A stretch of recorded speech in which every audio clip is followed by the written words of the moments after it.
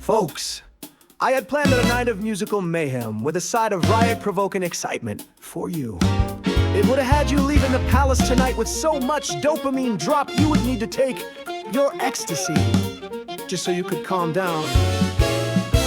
But something happened. I found out some news. You see, oh yeah, who are the we? Well, these delicious little people playing their horns and drums are the curly hairs, and I am Richard Fore, aka Dick Fore. Broke philanthropist, and believe it or not, one of the future's most successful and influential podcasteers you will have ever been blessed to be in the same room with. Together we are Dick and the curly hairs. And that's exactly who the protagonist of the news I heard tonight is. Or are. The group is the protagonist. And you want to know who the antagonists are in this story? BCT Productions and their YouTube channel. The producers of BCT are the antagonists. Who are these producers, you query? Tiny D, that guy, and Sasquatch. You are thinking Sasquatch is probably a nickname given to him as a result of the full and endeavoring forest in place of what others call a back, perfectly coupled with his angelic, albeit thick leg hair consistency. Well, that is wrong. He is literally a Bigfoot, not a Yeti. Not some other country's bastardized version of the real and true. One of a kind North American Bigfoot, yes, Fuzzy in Pictures holds the world record for most foot castings ever made. The universe's reigning champion of hide and seek. That's right, I'm talking the real deal Bigfoot. I digress, but he is impressive. Lastly, an unusual antagonist indeed.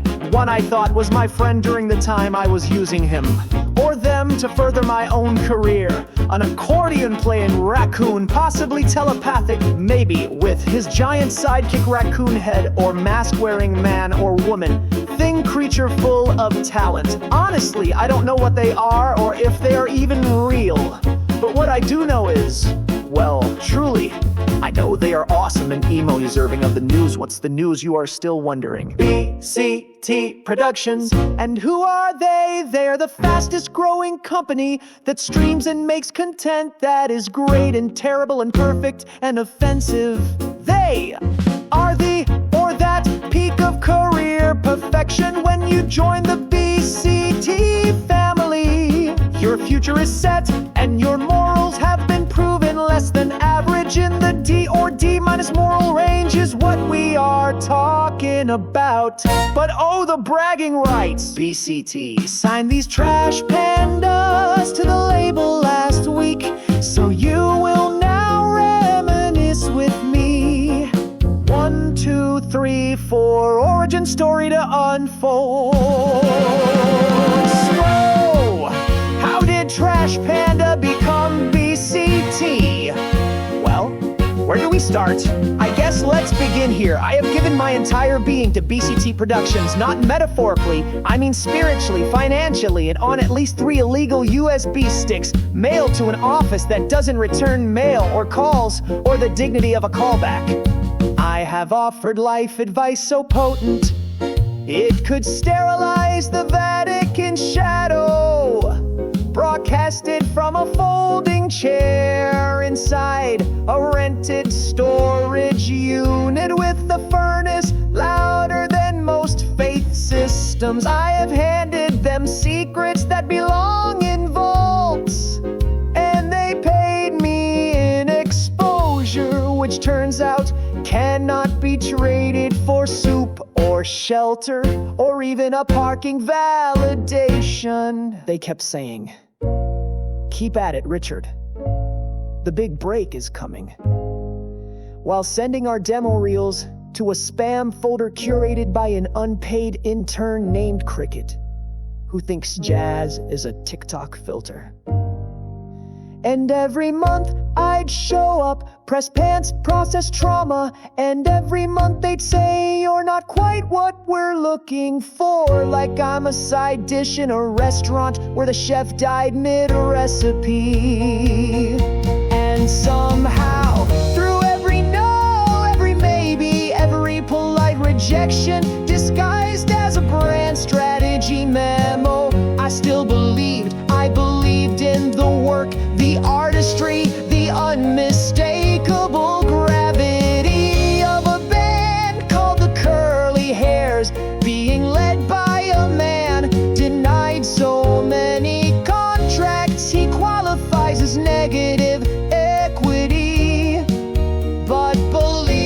doesn't matter when the algorithm decides you're invisible. When your vocal cords scream into a void lined with the soundproofing of corporate cowardice.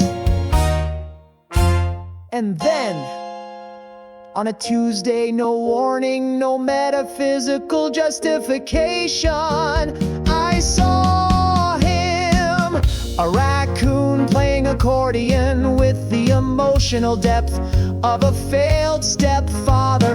No mouth move, no twitch, no smirk, just the sound of centuries echoing out of a trash mammal that didn't know he was replacing me. And behind him, towering humanoid judgmental, a second accordion played by what appeared to be a man with the head of the first raccoon. Same vacant stare, same broken-souled musings. They sounded like jazz, but felt like a legal deposition conducted inside your dreams. Were they two? Were they one? Was the smaller a projection of the larger? Or the larger a birth defect caused by mating in a garbage dimension? I stared into that accordion and saw the career I should have had, being played out note by cursor note. Swells in tempo like a gospel train derailing into a funk orchestra.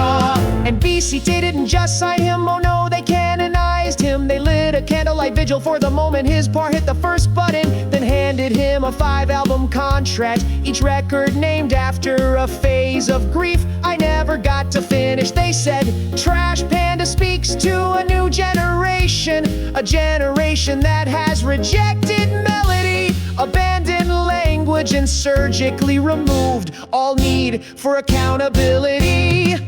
They gave him a tour, they gave him a merch line, they gave him a permanent homepage shrine, while my legacy, my voice, was turned into a segment on Inner Peace, hosted by a sentient ficus with a soothing voice and no credentials. So I did what prophets do when they're denied the temple.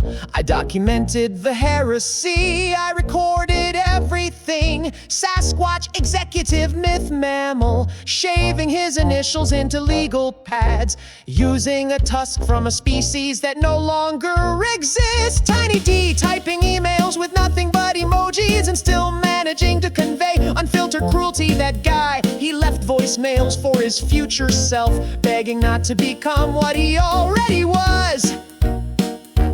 I have them all. I have everything.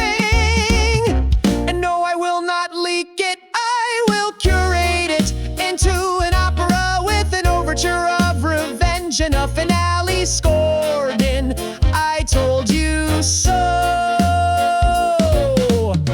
My plan isn't sabotage, my plan is retroactive justice, a PowerPoint built from betrayal, scored in C minor and performed entirely in courtrooms and sold out soul festivals. I will not beg, not for stage time, not while a feral woodland mime and selling out venues named after antidepressants. They say he never blinks because he's transcended ego. I say he doesn't blink because he hasn't got the guts to close his eyes and see what he's stolen from me. This raccoon doesn't sing, he doesn't shout, he doesn't wail like I do, with a voice built from human hurt, distilled in rejection and aged in podcast limbo. No, he exists, he just exists with the smug stillness of a man who knows the execs can't hear truth anymore.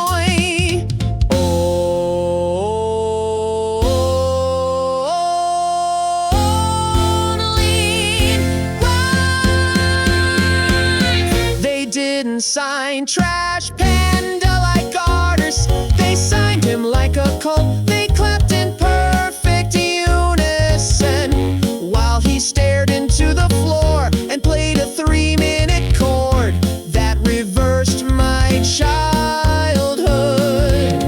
They called it innovation, they called it new jazz, they called it existence. existential lo-fi, post-funk, death, joy. And I called it fraud. Do you know what it's like to be the reason for a company's success and also its deepest secret? I was the soul of BCT, now I'm the corpse under the stage. They used my podcast to launch careers in lifestyle branding. They used my pain to beta test their conscience. I held the hotline open while the nation crumbled, and they looped the hold music in a cologne ad. Now Trash Panda's got backup dancers dressed as metaphors. Now he's headlining Coachella, but only for ghosts who paid extra for grief seating. Triumphant jazz march, this is a war hymn now. I will not sit quietly while a non-verbal woodland creature becomes the high priest of sound. I will crash his encore with brass, with volume, with truth. I will sing until contracts combust and ears grow tongues to apologize. And I will bring the curly hairs to the main stage, even if I have to ride in on a lawsuit shaped like a marching band.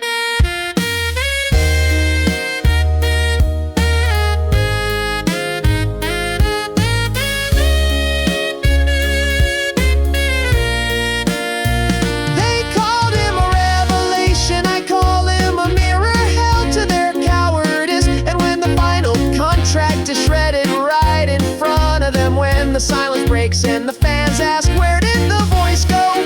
The voice will rise, the voice will thunder, the voice will scream, it will come from me. He never blinked, he never spoke, but I heard him say with every note, this was supposed to be yours. And I will not let history be rewritten by a raccoon with an agent. I will not let talent rot while silence headlines. I will be signed, I will be heard, and if I'm not, I will become so loud they call it folklore. Trash Panda plays the void, I play the reckoning. You may not sign me, but you will remember me. Every time a raccoon stares at you too long in a parking lot. Because that's not nature, that's not coincidence, that's me watching, waiting, composing your downfall in swing time.